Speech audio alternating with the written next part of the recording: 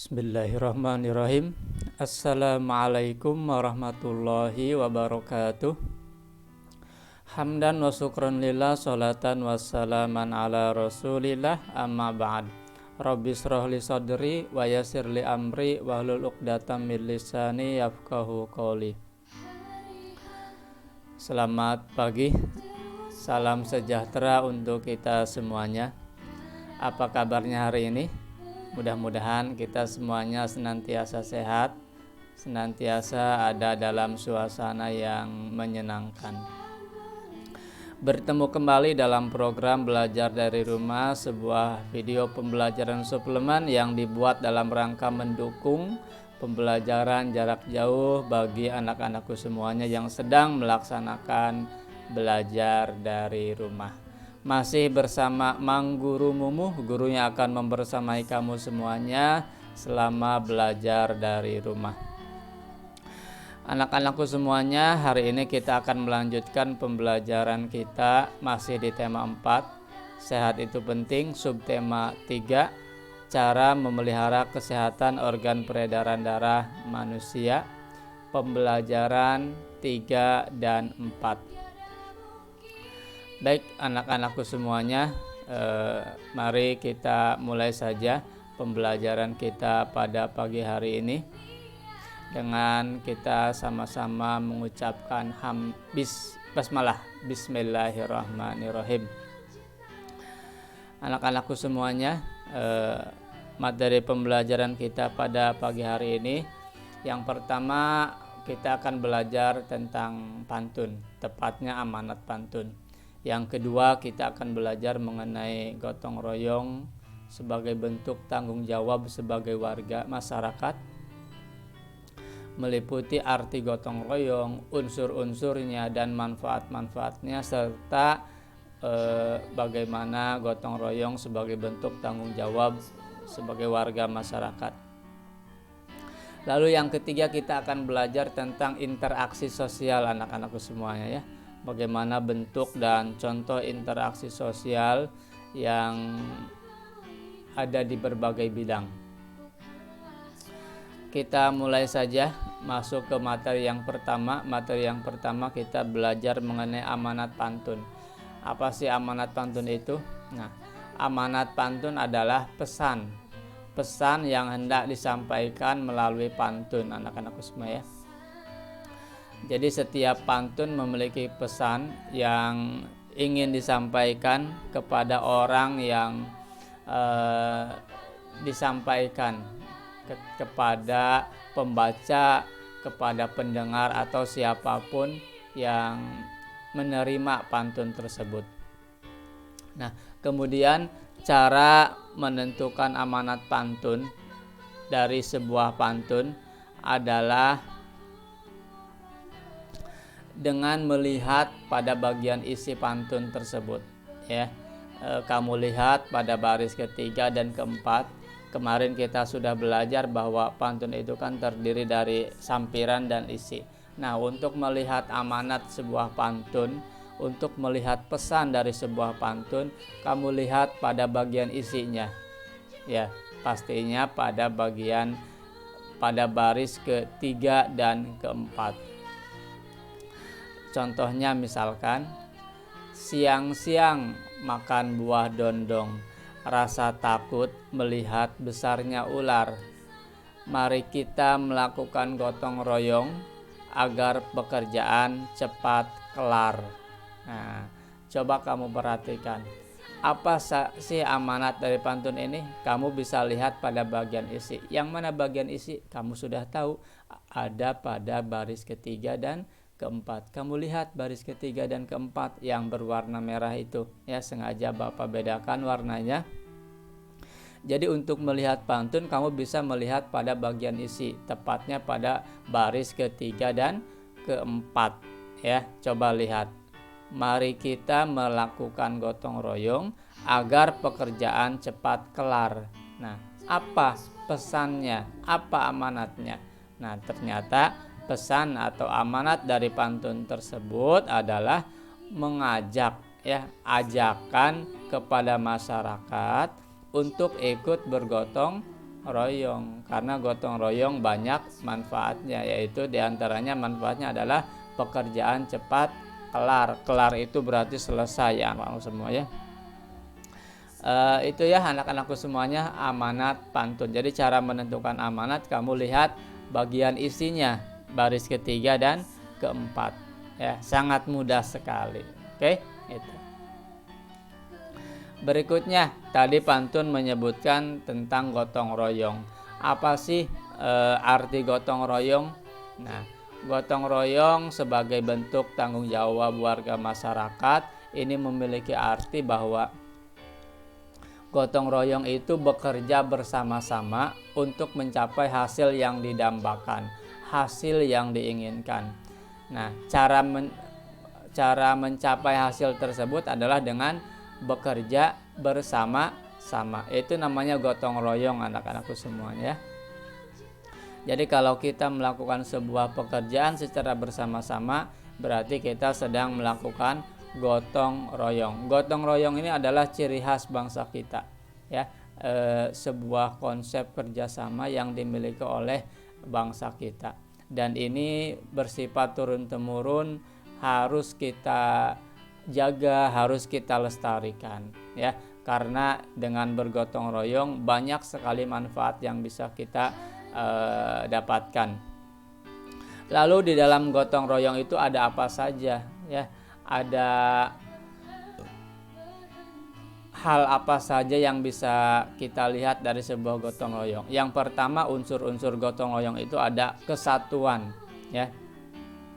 Ada kesatuan di sana ya, ada persatuan di sana ya. Dalam sebuah gotong royong kita menemukan sebuah kesatuan, kebersamaan, sebuah kekeluargaan, sebuah kerukunan. Nah, itu namanya unsur-unsur gotong royong.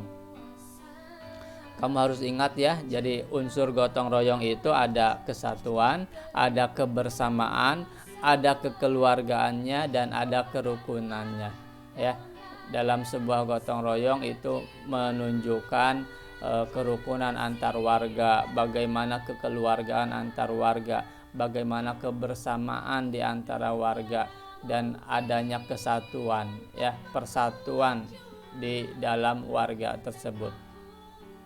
Itu unsur yang terdapat dalam gotong royong. Lalu apa sih manfaatnya? Nah, manfaat dari gotong royong itu banyak anak-anakku semua ya.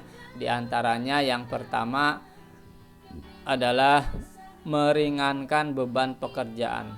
Pekerjaan yang berat, seberat apapun, jika dilakukan secara bersama-sama pasti akan menjadi ringan. Kenapa? Karena kita saling berbagi ya. Yang berat ini dibagi-bagi akan menjadi ringan. Itu manfaat gotong royong. Lalu yang kedua, menumbuhkan sikap sikap sukarela antara masyarakat. Nah, dengan gotong royong berarti kita suka hati, sukarela, saling membantu di antara masyarakat. Kita bisa melakukan pekerjaan dengan sukarela, dengan suka hati. Itu yang ada dalam gotong royong. Itu manfaat yang bisa kita ambil dari sebuah gotong royong anak-anakku semua ya. Lalu yang ketiga, manfaat dari gotong royong itu adalah membina hubungan yang baik dengan warga. Hubungan antara warga yang satu dengan warga yang lainnya ini akan menunjukkan hubungan yang baik.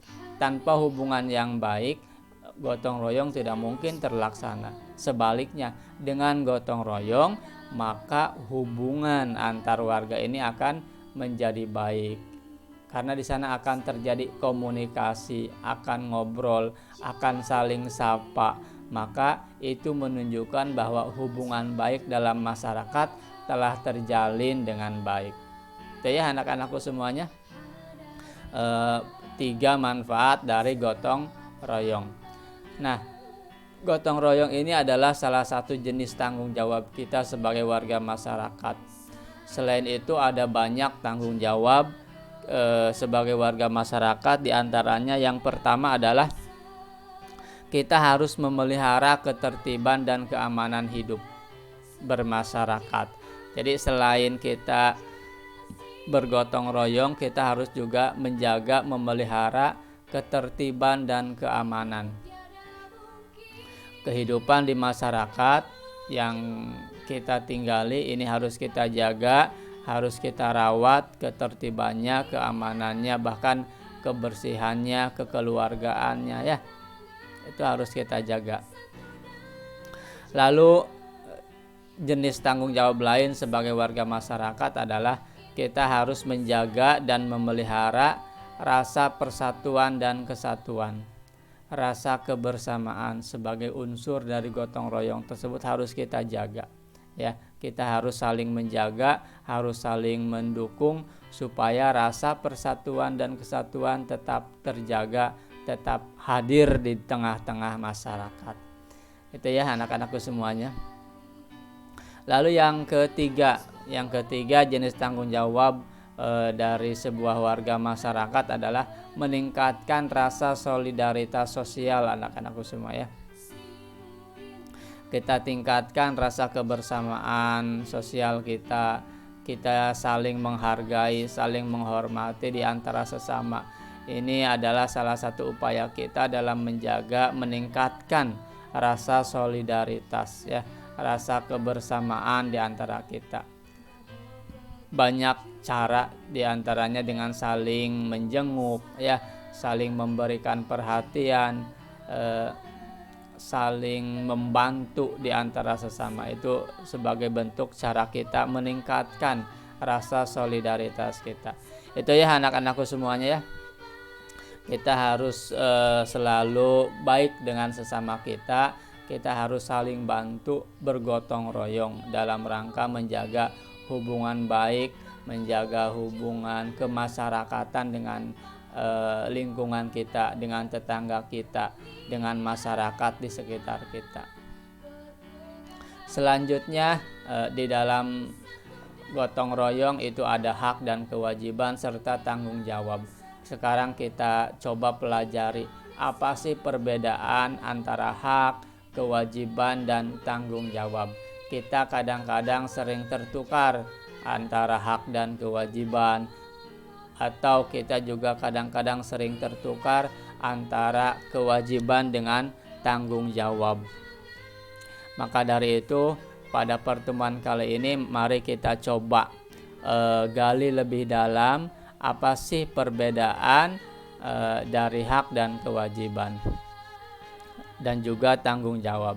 Nah, coba anak-anakku perhatikan di layar, ada beberapa contoh hak. Nah, ini adalah contoh hak dan contoh-contoh kewajiban yang ada atau yang bisa kita lakukan ya di tengah-tengah masyarakat. Nah, perbedaannya apa? Perbedaannya adalah hak itu adalah sesuatu yang harus kita dapatkan, sesuatu yang harus kita miliki, sesuatu yang harus kita terima ya.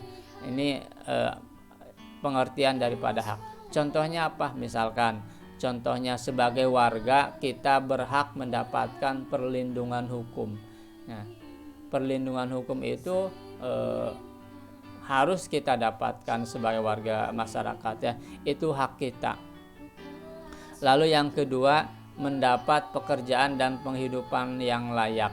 Kita sebagai warga masyarakat juga berhak untuk mendapatkan pekerjaan, mendapatkan penghidupan yang layak ya. Itu yang kedua. Lalu contoh hak yang ketiga, misalkan kita berhak menikmati lingkungan yang bersih ya. Lingkungan yang bersih, lingkungan yang asri, itu adalah hak kita. Kita berhak mendapatkannya ya. Bagaimana caranya? Ya kita harus melaksanakan kewajiban, kan ada hubungan timbal balik di sana. Kewajiban apa? Menjaga lingkungan bersih itu. Lalu kita juga punya hak hidup tenang dan damai. Ya, kita juga punya hak bebas memilih, memeluk, dan menjalankan ajaran agama kita sesuai dengan keyakinan masing-masing. Itu dijamin haknya ya. Kita tidak boleh dipaksa-paksa masuk, memeluk, atau menjalankan ajaran agama yang tidak kita inginkan, yang tidak kita kehendaki. Kemudian contoh hak lain adalah berpendapat dan berorganisasi. Itu silahkan bebas, kamu berhak untuk mengeluarkan pendapat, untuk ikut dalam organisasi apapun yang ada di sekitar kamu. Kemudian kamu juga berhak, kita juga berhak mengembangkan kebudayaan masyarakat yang ada di lingkungan sekitar kita. Apapun jenis kebudayaannya, itu silahkan kita kembangkan sesuai dengan minat, ya, sesuai dengan hobi, sesuai dengan kegemaran kita masing-masing. Nah, itu segala sesuatu yang harus, ya, kita miliki, yang yang wajib kita dapatkan, itu disebutnya hak. Lalu kewajiban itu adalah kebalikan daripada hak. Nah, kalau tadi hak adalah sesuatu yang kita miliki, yang harus kita terima. Nah, kewajiban itu sebaliknya, sesuatu yang harus kita laksanakan, ya, yang harus kita berikan. Apa saja contohnya? Contohnya misalkan kita wajib mematuhi aturan atau norma yang berlaku di masyarakat. Aturan yang ada di masyarakat itu sifatnya mengikat. Kita yang ada di dalamnya harus melaksanakan, harus mematuhi aturan dan norma tersebut. Kemudian kewajiban berikutnya adalah kita wajib menjaga ketenangan dan ketertiban lingkungan.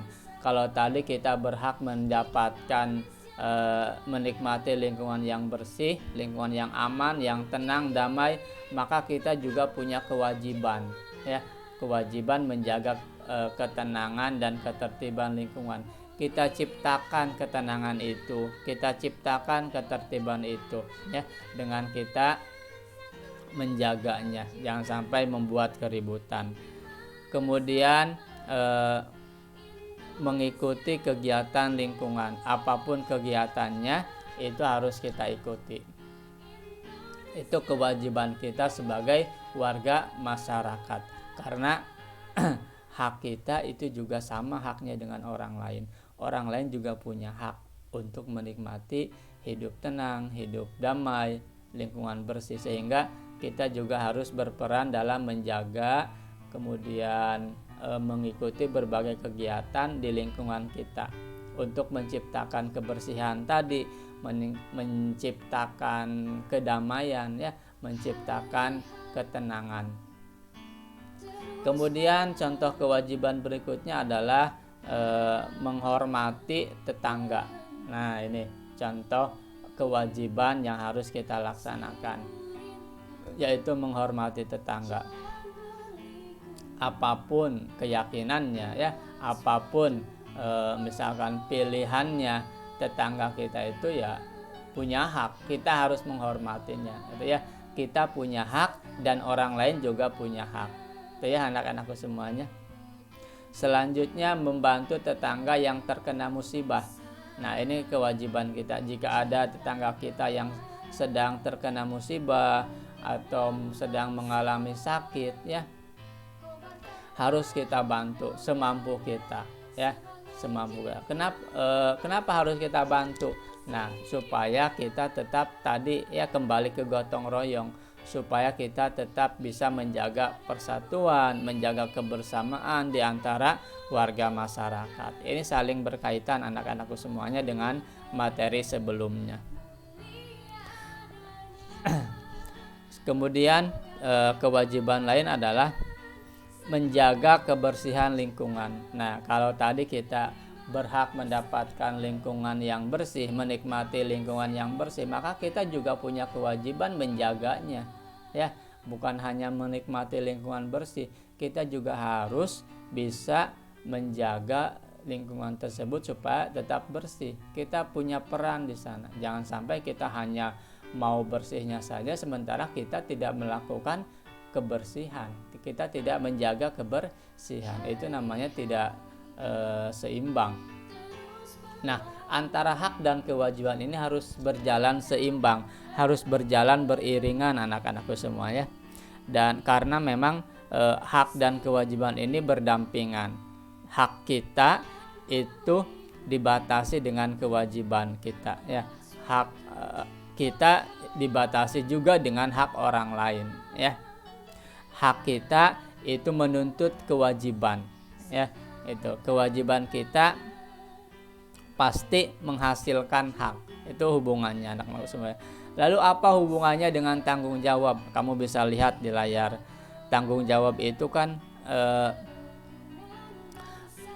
berarti kita melaksanakan segala sesuatu ya sesuai dengan ketentuan. Itu namanya tanggung jawab. Nah, hak dan kewajiban ini harus dilaksanakan secara bertanggung jawab anak-anakku semuanya, dengan penuh tanggung jawab. Jadi tanggung jawab ini tercermin dari terlaksananya hak dan kewajiban dengan baik. Jika kita bisa melaksanakan kewajiban kita, jika kita bisa menjaga hak kita, maka kita sudah bisa menjadi orang yang bertanggung jawab. Kita bisa disebut sebagai orang yang bertanggung jawab anak-anakku semua ya. Paham mengenai perbedaan tanggung jawab dan kewajiban itu ya. Jadi kewajiban itu ada pada hak dan ada pada kewajiban. Hak dan kewajiban, sekali lagi Bapak ulangi, harus dilaksanakan secara bertanggung jawab anak-anak semuanya ya. Dan tanggung jawab itu tercermin dari terlaksananya hak dan kewajiban. Nah, itu anak-anakku semuanya perbedaan antara hak, kewajiban, dan juga tanggung jawab. Selanjutnya, kita belajar tentang interaksi sosial. Nah, interaksi sosial ini terbagi menjadi beberapa bidang ya, sesuai dengan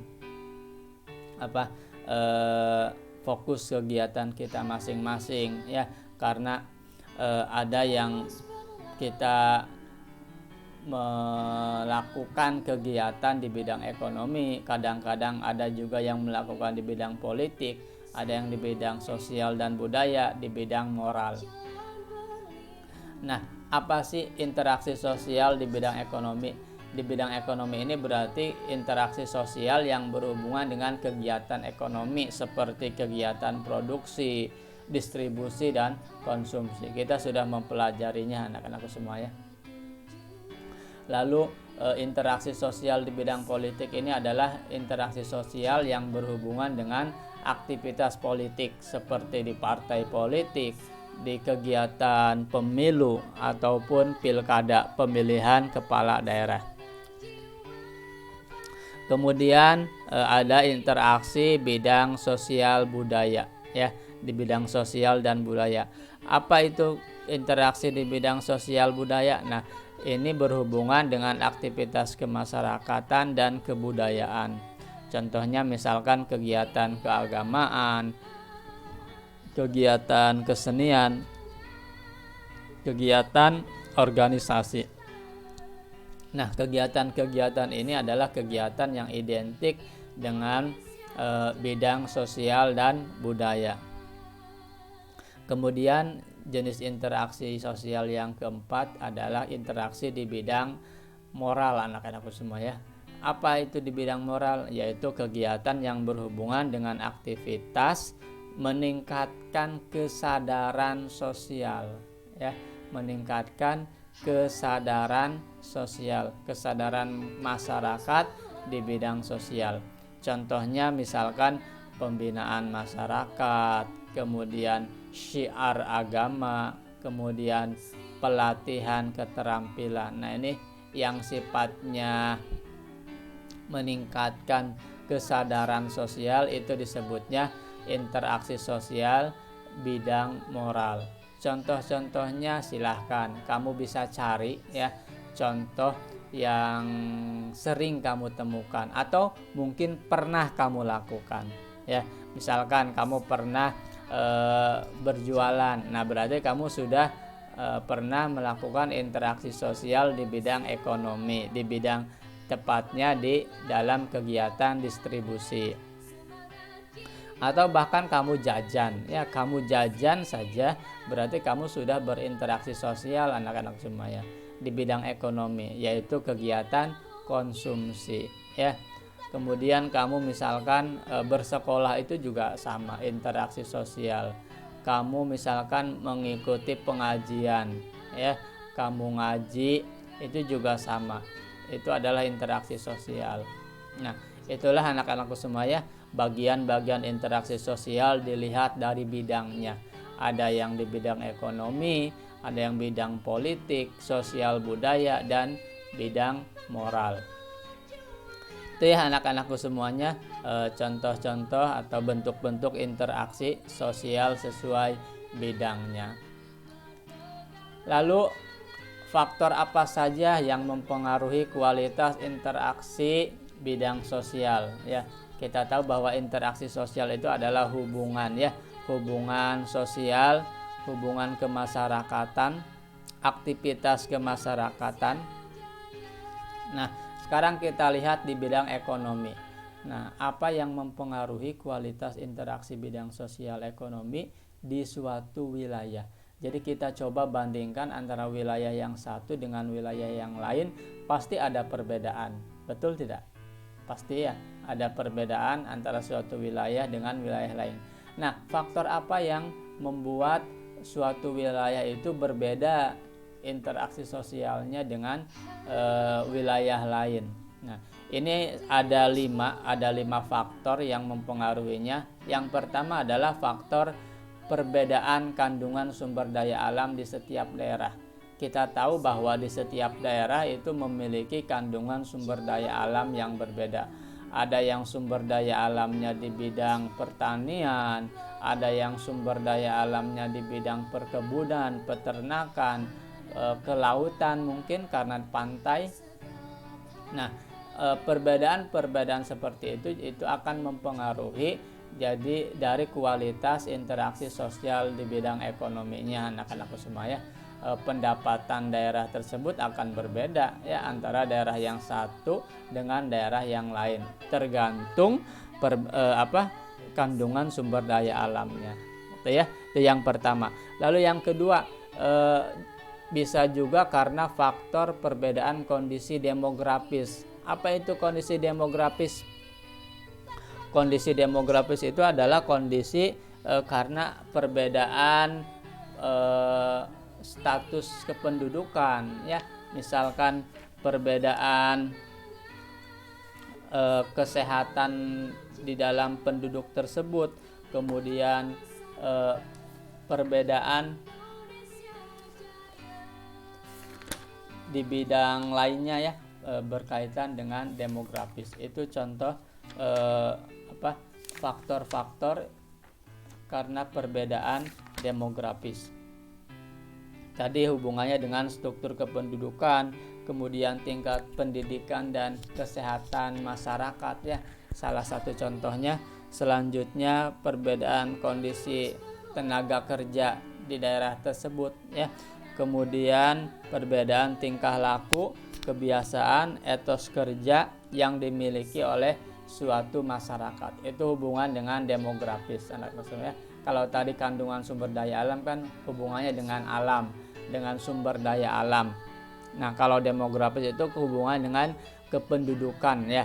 Lebih singkatnya hubungan dengan kependudukan, kondisi penduduk suatu wilayah. Lalu yang ketiga, faktor yang ketiga yang mempengaruhi kualitas interaksi bidang sosial ekonomi suatu wilayah adalah kurang lancarnya mobilitas barang dan jasa. Nah, ini kaitan dengan infrastruktur jalan ya.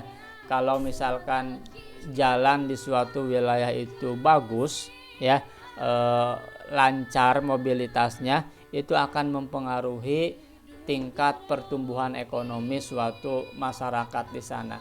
Sebaliknya jika jalannya buruk, infrastruktur jalannya tidak terawat sehingga menyulitkan untuk mobilitas barang dan jasa, maka dipastikan juga tingkat pertumbuhan ekonominya juga akan tersendat anak-anak semua ya. Maka itulah kenapa penting kita memperhatikan infrastruktur di wilayah kita masing-masing, terutama para kepala daerah supaya bisa memperhatikan dengan baik bagaimana keterpeliharaan dari infrastruktur. Itu ya anak-anakku semuanya. Lalu berikutnya faktor yang keempat adalah karena konsentrasi kegiatan ekonomi suatu daerah atau suatu wilayah. Setiap daerah punya konsentrasi, ada yang fokus di bidang pariwisata, ada yang fokus membangun, ada yang fokus di bidang pertanian mungkin ya.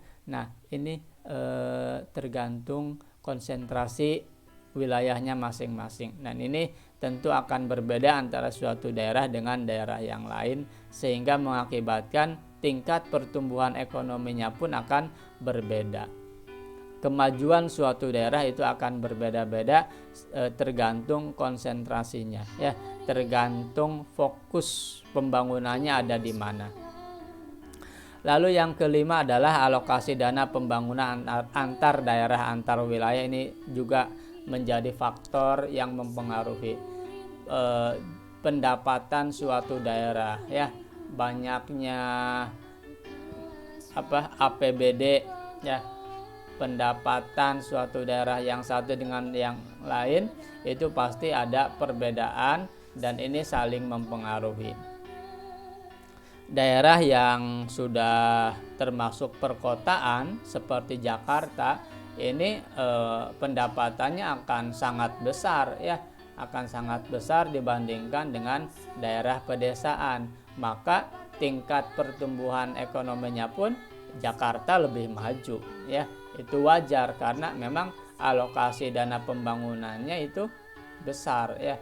Jika dibandingkan dengan daerah lain, maka daerah yang ada di pedesaan yang anggaran pendapatannya kecil, maka pembangunannya pun ya seadanya ya, tidak akan cepat seperti yang ada di Jakarta sana.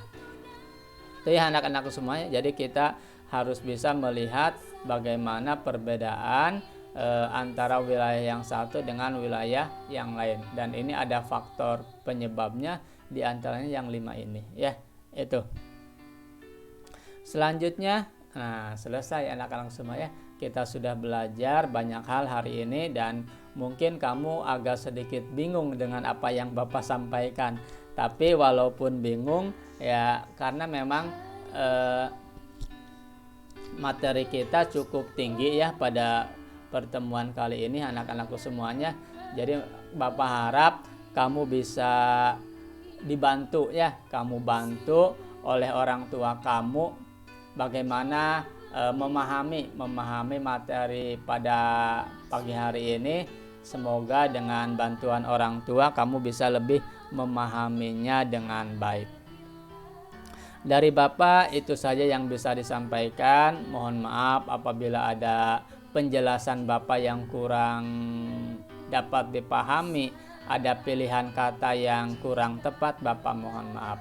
Dan Bapak ucapkan terima kasih sudah setia menonton video pembelajaran ini. Bagi yang belum menonton video sebelumnya, silahkan ditonton dulu supaya pengetahuan kita utuh ya, tidak setengah-setengah.